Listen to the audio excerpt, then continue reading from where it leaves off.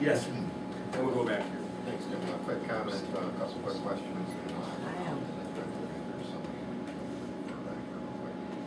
Thank you, first of all, for people who came out to do what you do, to share with your constituents your thoughts. And I think we got a good conservative leader. You know, I think it's what this country needs. What we elect. First quick question. I like your own love energy plan. I've always been the same thing. Being cold. You know what? We got this. Could you speak up, please? You got to speak up a little bit. Got this great amount of energy in our country, and the powers that be in Washington and the EPA is tying everybody's hands. I do like your idea, but even if you get your conference committees together, this goes forward and you get these bills passed and so on and so forth, what are you going to do about the EPA holding, you know, all the regulations, holding back probably a lot of things that you would like to implement? Nobody votes for those people. Right? What can we do to change that situation? Can't anything be done?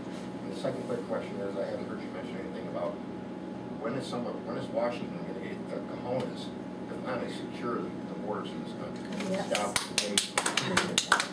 Is it all political? Is it just about political? I mean, it seems like that's what it is. It's just a matter of, well, you know, you want the Hispanic vote. Well, it's not all Hispanic. There's illegal aliens coming across the Canadian border too, and some of them are terrorists. It's not a race issue. It's a securing this country issue. We're under invasion, for God's sakes, and nothing seems to be done. Good questions. On the issue of the EPA or any other gone wild agency that seems to have no oversight because they don't have oversight, we will be holding hearings. I'm looking forward to Dave Camp being Ways and Means Chairman. Dave is from Michigan. Dave is an articulate, reasonable guy that's a true conservative. Henry Waxman won't hold hearings on the EPA, but Dave Camp will. And we can begin to focus, and C-SPAN, who's here filming tonight, will be in those hearings, I'm sure, and you will hear them uncensored what goes on. And a majority party with Dave Camp leading will ask the tough questions. Why are you restricting growth in this country unnecessarily? Where do you get the power to do that? And it will be interesting to hear those answers.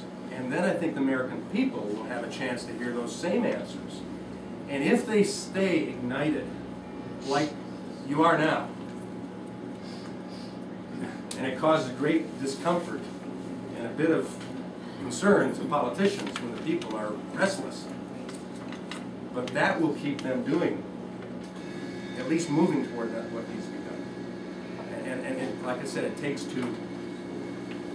people to stay energized and not walk away again and just expect it to happen. We elect the person, let them do it. We can't do that. On the borders, it takes more governors, I think, for the time being, like the governor of Arizona, who stood up and said, it's enough. I am not going to allow my people to be victimized. When the federal government will not use good law. It's not that we don't have law, it's that we're not using it. So she gets the legislature to pass a law that mirrors federal law, and she gets sued by her own president. How disgraceful is that? A sovereign state with sovereignly elected members of the state legislature and a sovereign people who supported them. And we have the audacity as a federal government to come and say, you can't do that. And then not explain why, because you can't. It's the federal law, mirrored. And it's just state powers doing it, protecting their people. And I think we need more, and hopefully we will have a governor here. And I expect Rick Snyder would be willing to do that, saying, back off. The 10th Amendment says, unless the Constitution says you have the responsibility, get out of our life. We need to devolve this federal government. It should be limited far more drastically than even the state government. Our federal Supreme Court should be far less involved than our state Supreme Courts. You talk to some of the justices that understand the Constitution, like Anthony Scalia, he will say that, literally, that he should not be considered as a member of the most important, powerful court in the land. He would say that the most important, powerful court in the land is the state Supreme Courts. That's how it was intended to be. So I think we act on that. You know, I say, like Reagan, a nation without without a border is a region. So secure the borders. But like Reagan as well, say the gates that swing open to freedom and opportunity for citizens who desire to be free and have the land of opportunity should be able to come through wide swinging gates as long as they're willing to abide by our laws and speak our language. And I would add to that, sign the guest book, document it, and whatever that takes. So that needs to be pushed. I'm willing to do that. I signed on legislation last time, and I'm surprised that the Democrats haven't attacked me on that already.